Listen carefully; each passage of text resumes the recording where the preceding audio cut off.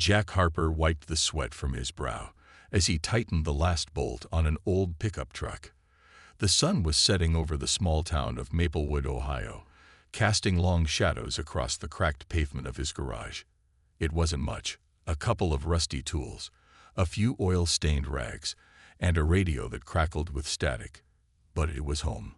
Jack had spent most of his life fixing things, whether it was cars, bikes, or even the broken-down fence of Mrs. Henderson next door.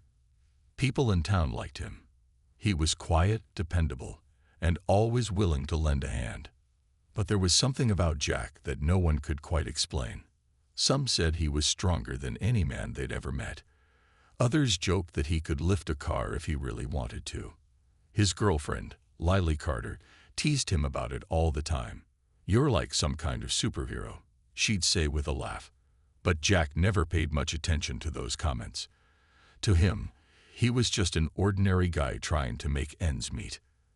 That evening, as Jack closed up the garage, something strange caught his eye. A bright light streaked across the sky, moving far too fast to be a plane or a shooting star. Before he could think much of it, another followed, then another. Within minutes, the entire sky was filled with glowing ships hovering silently above the horizon. Jack stood frozen, staring upward, feeling a chill run down his spine. The news came quickly. Every channel on the radio was talking about it. An alien fleet had entered Earth's orbit. The ships were massive, their sleek metallic surfaces reflecting the fading sunlight. Panic spread like wildfire. Neighbors gathered outside their homes, pointing at the sky and whispering nervously. Phones buzzed nonstop with alerts and updates. Governments around the world scrambled to respond, but it was clear they were outmatched. Lily arrived at the garage moments later, her face pale with worry. "Did you see them?" she asked breathlessly. Jack nodded, still gazing at the sky. "What do you think they want?" she added, clutching her arms tightly around herself. "I don't know," Jack replied, his voice low. But deep inside, he felt something stir, a strange mix of fear and excitement. It was as though a part of him had been waiting for this moment, though he couldn't understand why. Over the next few hours, the situation grew worse. The aliens, who called themselves the Krylosians, broadcast a message across every frequency. Their voices were cold and mechanical, devoid of emotion. "Your species has exhausted your planet's resources," they declared. "You are inefficient. You will be replaced." Jack clenched his fists as he listened to the announcement. Replaced. The word echoed in his mind. For years, he had lived a simple life, content to stay in the background. But now, standing here under the shadow of an alien invasion, he felt a fire ignite within him. Something told him this wasn't the end.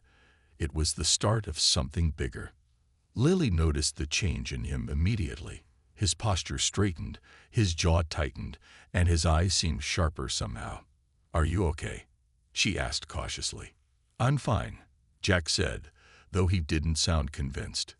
"But I need to figure out what's going on."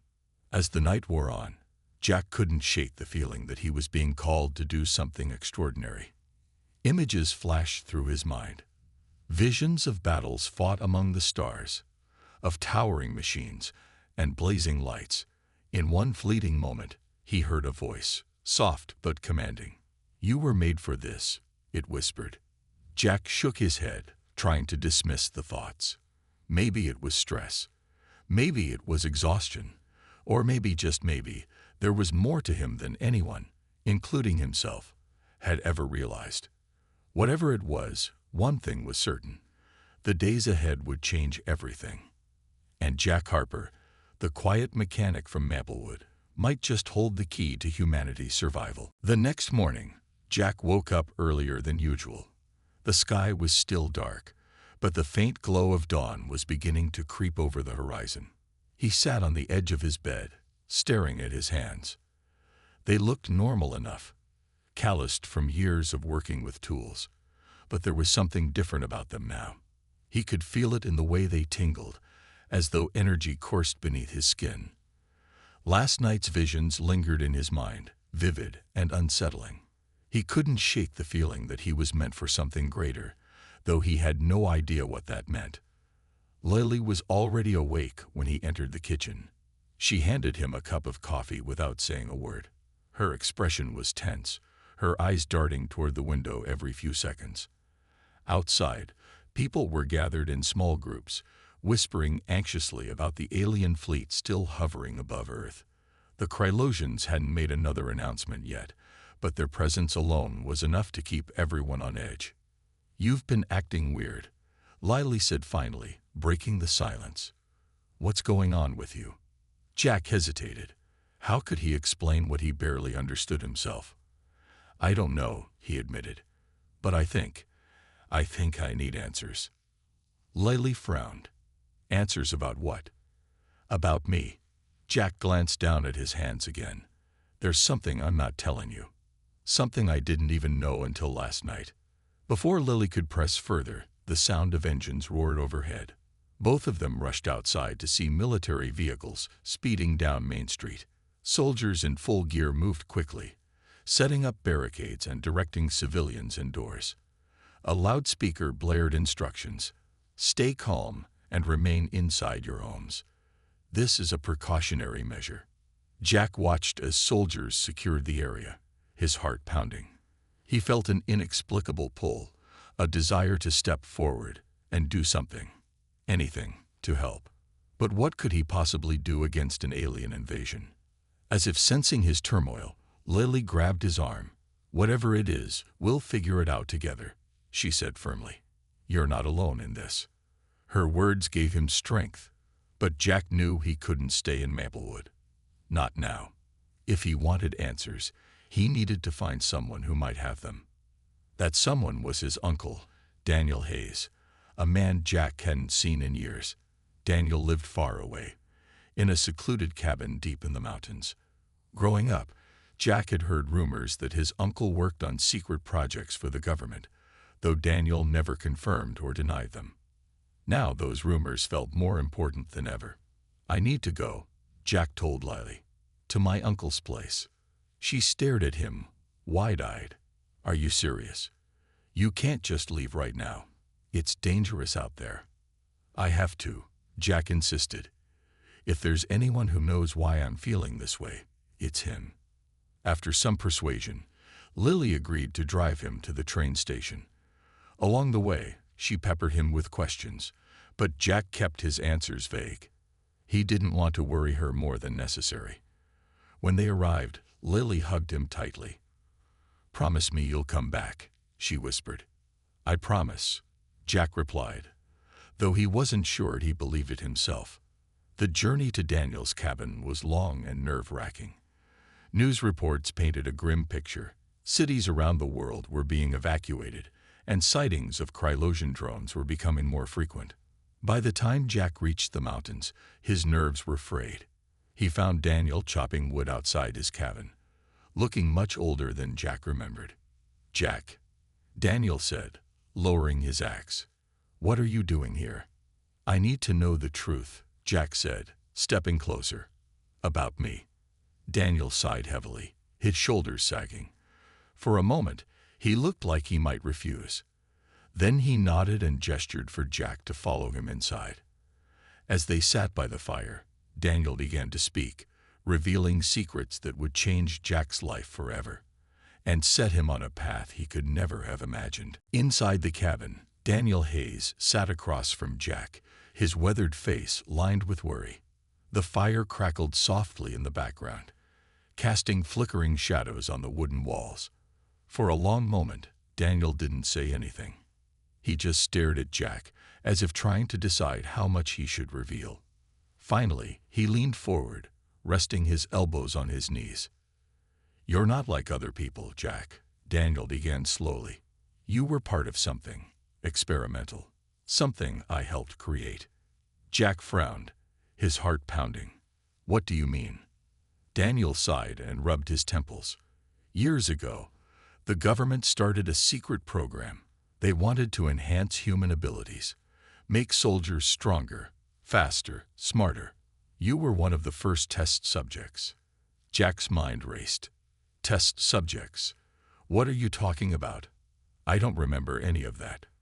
That's because you were too young, Daniel explained.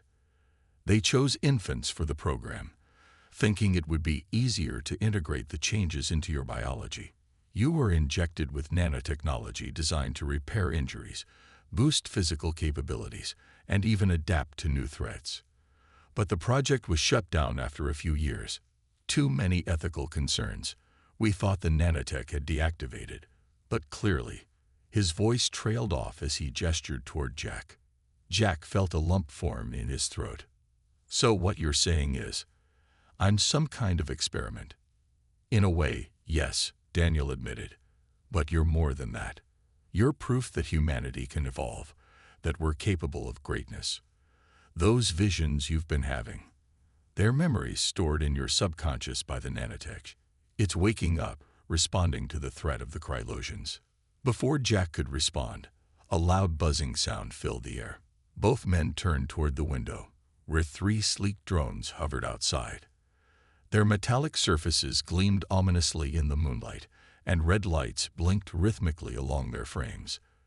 Without hesitation, Daniel grabbed a shotgun from the corner of the room. They found us, he muttered grimly. The Krylosians must have tracked me down. They know about the program. Jack stood up, his body tense. What do they want? To destroy any evidence of the project, and anyone connected to it, Daniel replied, moving to the door. Stay behind me. As soon as Daniel stepped outside, the drones opened fire, sending bursts of energy sizzling past him. Jack instinctively shielded Part 3. A new power awakens. Inside the cabin, Daniel Hayes sat across from Jack, his weathered face lined with worry. The fire crackled softly in the background, casting flickering shadows on the wooden walls. For a long moment, Daniel didn't say anything. He just stared at Jack, as if trying to decide how much he should reveal. Finally, he leaned forward, resting his elbows on his knees. You're not like other people, Jack, Daniel began slowly. You were part of something experimental, something I helped create. Jack frowned, his heart pounding. What do you mean? Daniel sighed and rubbed his temples. Years ago, the government started a secret program. They wanted to enhance human abilities, make soldiers stronger, faster, smarter. You were one of the first test subjects. Jack's mind raced. Test subjects. What are you talking about? I don't remember any of that. That's because you were too young, Daniel explained. They chose infants for the program, thinking it would be easier to integrate the changes into your biology.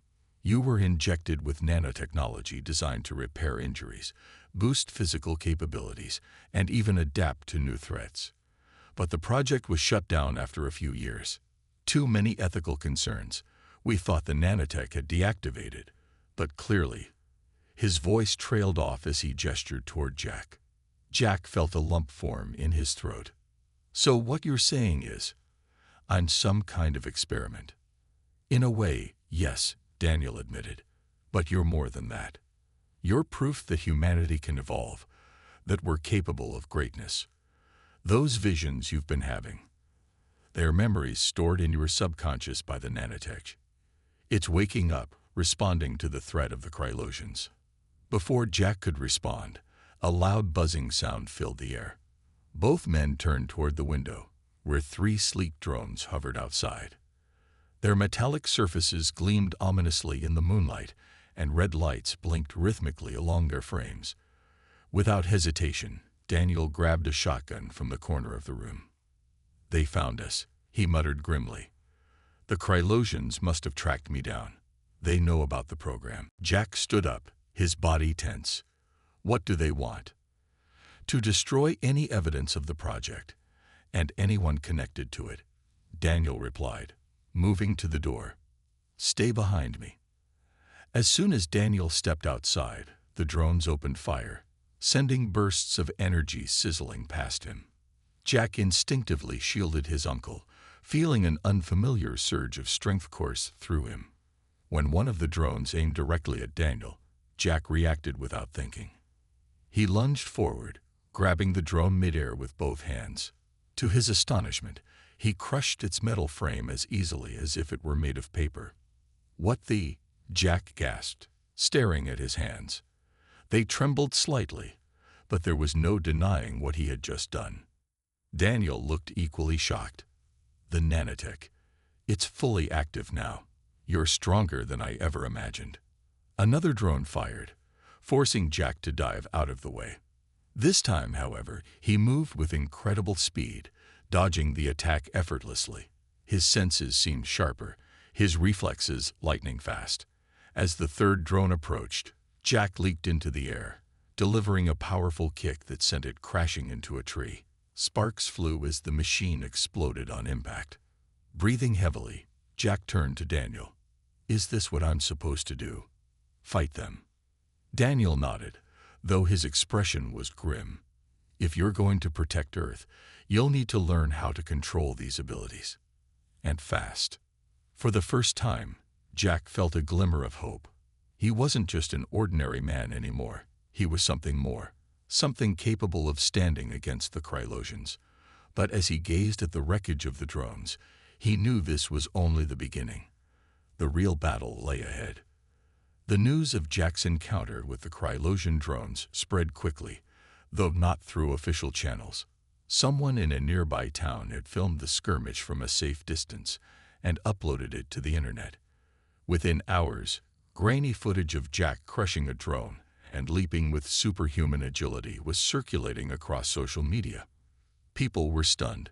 Some called him a hero. Others dismissed the video as fake. But for General Rachel Monroe, the leader of Earth's resistance movement, the footage was proof of something she desperately needed: hope. Rachel wasted no time tracking Jack down.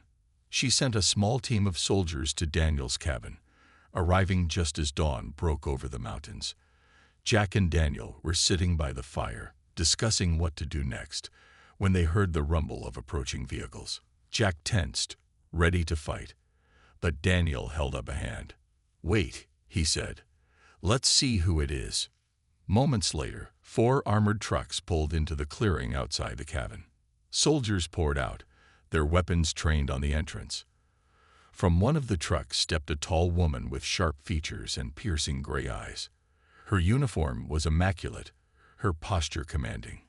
This was General Monroe. "I'm here to talk, not fight," she said, raising her hand slightly to show she meant no harm. "My name is Rachel Monroe. I lead the human resistance against the Krylosians." Jack stepped outside, his expression cautious. "What do you want?" Monroe studied him for a moment before answering. "I want to know if you're willing to help us save Earth." Jack hesitated. He glanced back at Daniel, who gave a slight nod of encouragement. Then he turned to Monroe. "Tell me what you need." Monroe explained the situation. The Krylosians' mothership loomed over Earth like a shadow, its shield protecting it from any attack. Without disabling that shield, humanity's forces stood no chance. The general had a plan. Send a small team to infiltrate the mothership and sabotage its core systems. It was a suicide mission, but someone with Jack's abilities might just have a shot at pulling it off. Lily arrived shortly after, having tracked Jack to the cabin. When she saw the military presence, her face went pale. "What's going on?" she demanded, rushing to Jack's side. "We're going after them," Jack said simply. "The aliens. We're taking the fight to their ship." Lily shook her head. "Are you crazy? You can't just walk into an alien spaceship." "It's our only chance," Jack replied. His voice was calm, but there was steel behind it. "If we don't try, everyone on Earth dies." Reluctantly, Lily agreed to join the mission. Her skills as a communications expert would be invaluable for coordinating with Earth's forces. Together with Sergeant Kyle Brooks, a grizzled veteran with a haunted past, and 2 other soldiers, they formed a tight-knit team under Monroe's command. Preparations began immediately. Jack trained tirelessly, learning how to harness his newfound powers. He practiced dodging simulated attacks, lifting heavier and heavier objects, and controlling his speed without losing focus. Each session left him exhausted but more confident. Meanwhile, Lily worked with the Resistance's tech specialists to modify a stolen Krylosian scout ship, outfitting it with cloaking technology to evade detection. As the day of the mission approached, tension hung thick in the air. Jack spent hours staring at the stars, wondering if he was truly ready for what lay ahead. One night, Lily found him sitting alone by the fire. "You look like you've got the weight of the world on your shoulders," she said softly. "That's because I do," Jack replied. "What if I fail? What if I'm not strong enough?" Lily sat beside him, placing a hand on his arm. Used. The stolen Krylosian scout ship hummed softly as it drifted through the endless void of space. Jack sat in the pilot's seat, his hands gripping the controls tightly. The ship's cloaking device shimmered faintly around them, making it nearly invisible to the alien fleet surrounding the massive mothership. Beside him, Lily monitored the communication systems, her fingers flying across the console to ensure their signal remained undetected.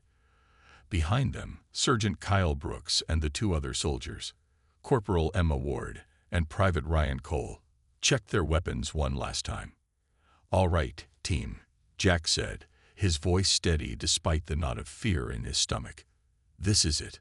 Once we board that ship, there's no turning back." Kyle nodded grimly. "We knew what we signed up for. Let's just make sure we get the job done." The mothership loomed ahead, its metallic surface gleaming ominously under the light of a distant star. It was enormous, easily dwarfing Earth's largest cities. Strange symbols glowed along its hull, pulsing with an eerie rhythm that made Jack's skin crawl. As they approached, Lily spoke up. "I'm picking up multiple energy signatures inside. Looks like they've got guards posted near the shield generator." "That's where we're headed," Jack replied. "Stick to the plan." We split into two groups. "Kyle, you take Emma and Ryan to create a diversion on the lower decks. Lily and I will head straight for the generator." Kyle gave a sharp nod. "Understood. Just don't go getting yourself killed out there, Harper." Jack managed a small smile. "Same to you." As the scout ship docked in a hidden bay, the team moved quickly and quietly. The air inside the mothership was cold and sterile, filled with low mechanical hums and the occasional whir of machinery. Jack led the way, his heightened senses alert for any sign of danger. They reached a narrow corridor where the path diverged, one route leading downward, the other upward toward the shield generator. "Good luck," Kyle whispered before taking his group down the left passage. Jack watched them disappear into the shadows, then turned to Lily. "Ready?" She took a deep breath and nodded. "Let's do this." The climb to the shield generator was fraught with tension. Every step echoed loudly in the empty halls, and Jack half expected Krylosian drones to swarm around every corner. But so far, the coast was clear.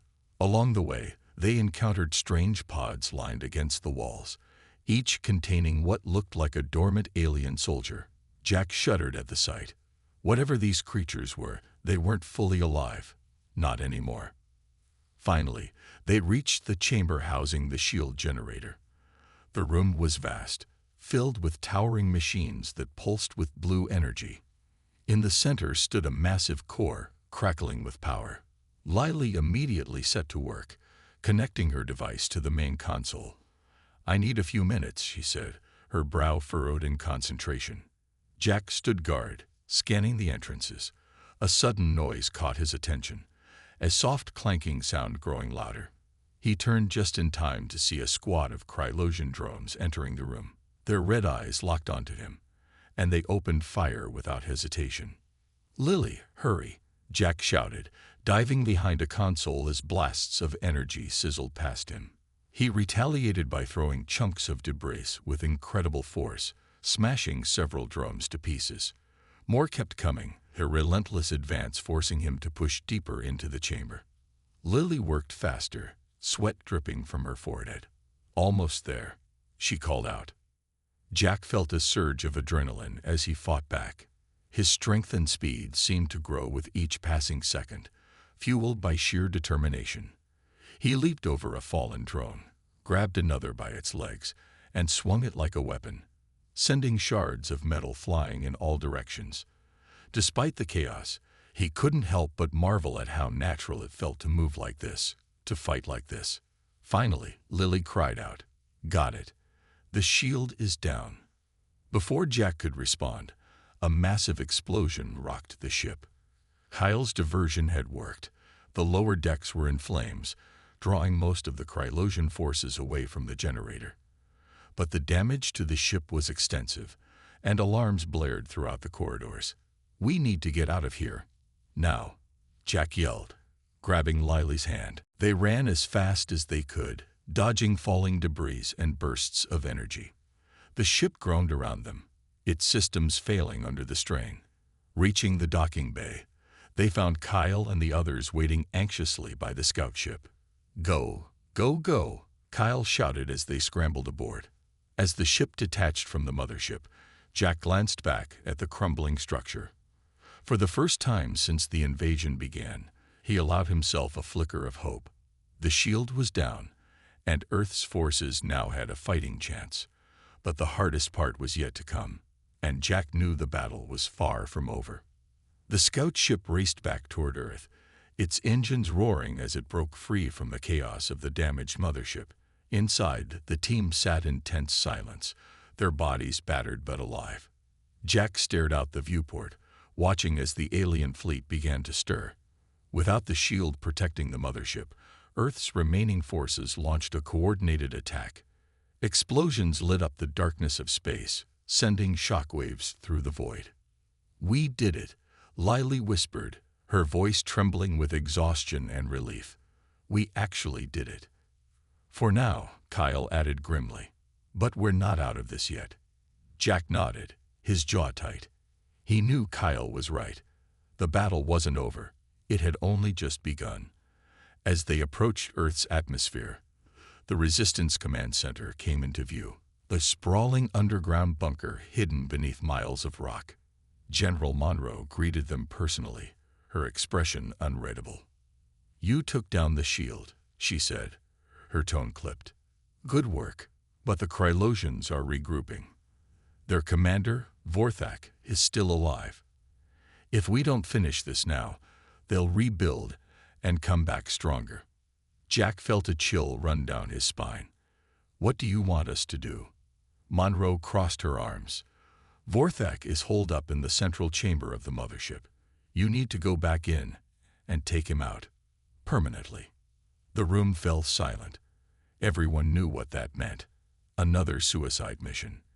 But Jack didn't hesitate. "I'll do it." "No way," Lily snapped, stepping forward. "You can't keep throwing yourself into danger like this." "I don't have a choice," Jack replied firmly. "If I don't stop Vorthak, no one will." After some argument, the team agreed to accompany him again. This time, however, they wouldn't have the element of surprise. The Krylosians would be ready for them. Armed with upgraded weapons provided by the Resistance, they boarded a second stolen scout ship and set course for the mothership once more. When they arrived, the mothership was eerily quiet. Damaged sections floated lifelessly in space, while others hummed with residual energy. The central chamber was located deep within the ship, requiring them to navigate treacherous corridors filled with traps and drones. Along the way, Jack noticed something strange. Images flashing in his mind, clearer than before. They weren't just memories. They were warnings. Each vision showed him glimpses of the path ahead, helping him anticipate dangers before they struck. Finally, they'd reached the heart of the ship.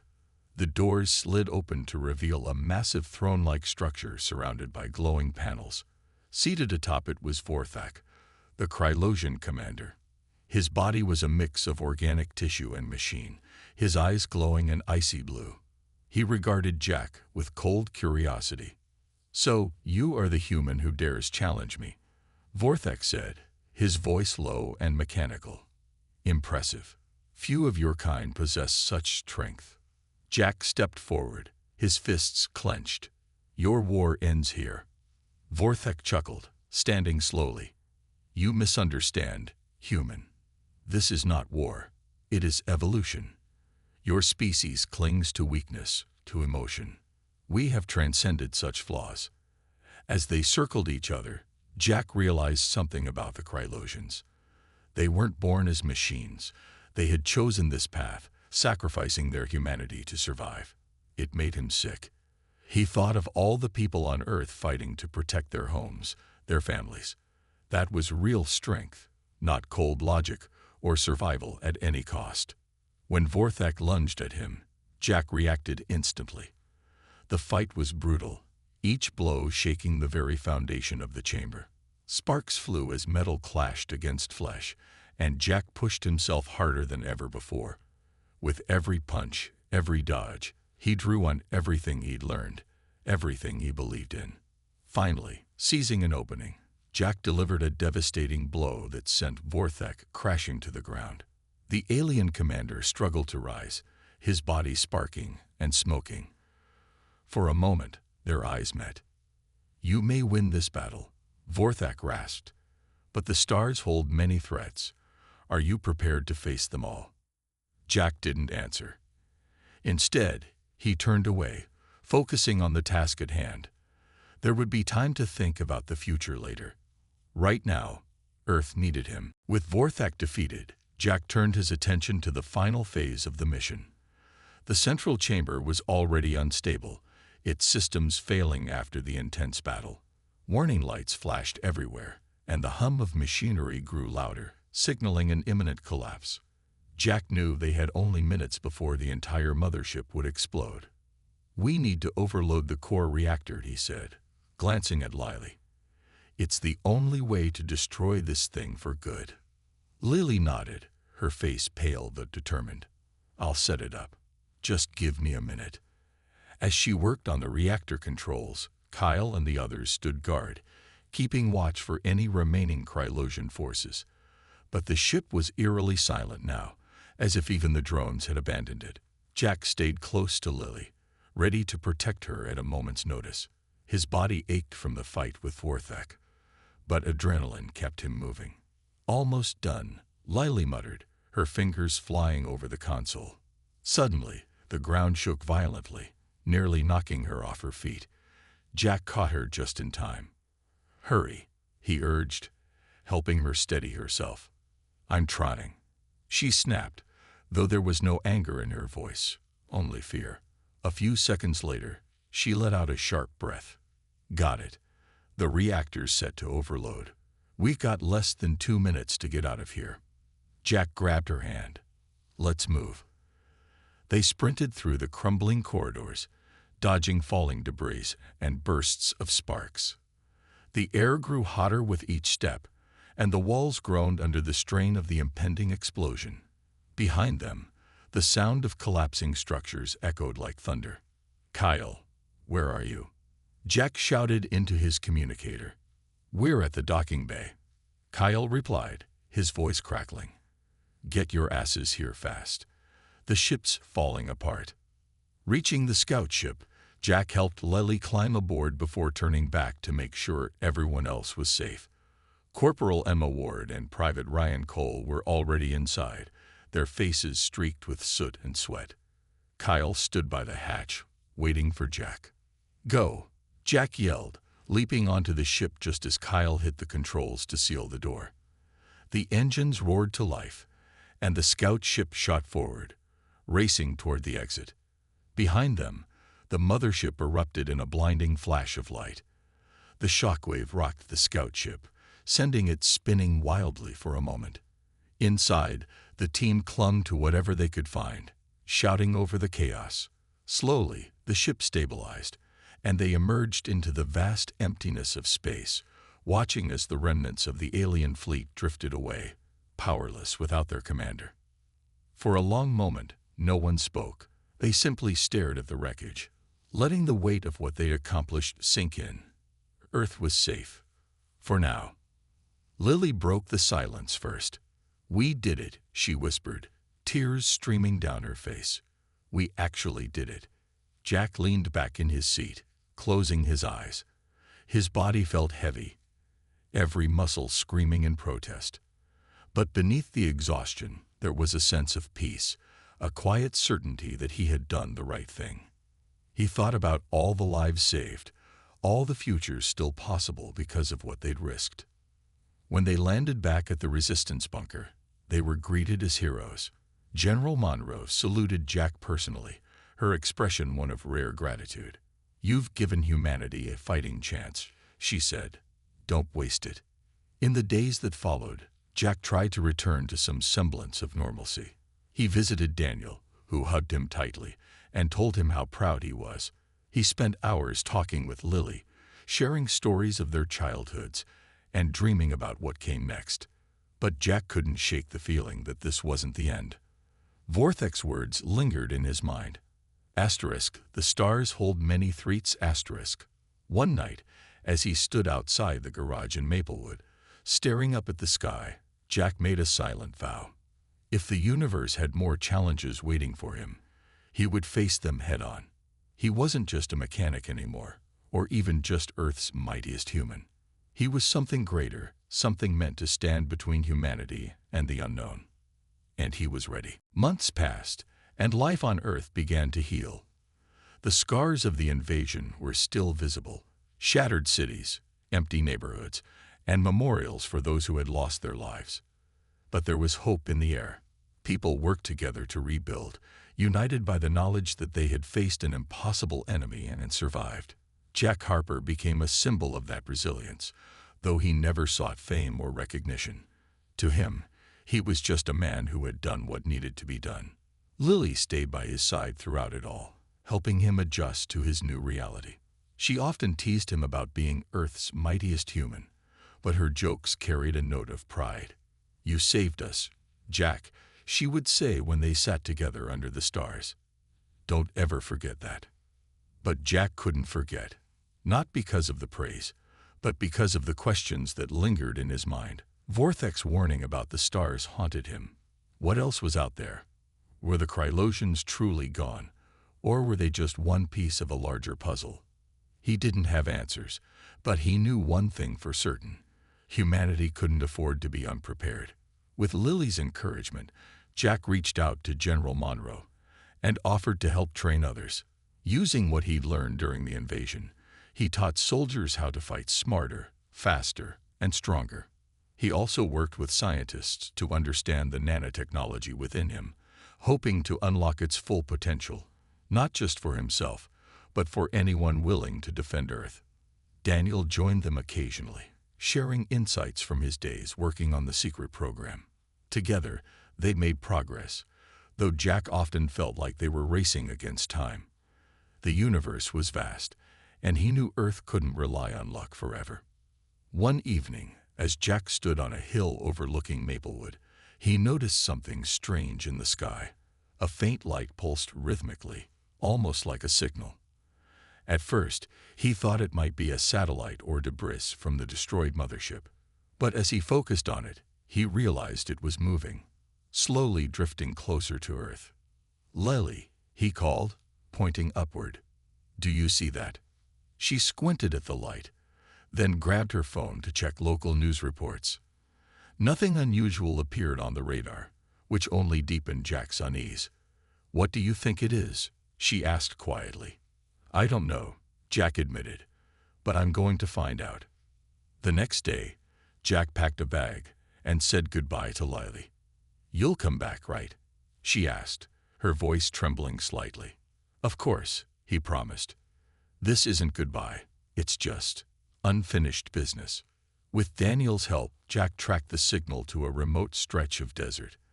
There, buried beneath the sand, he found a small alien device emitting the light. It wasn't Krylosian.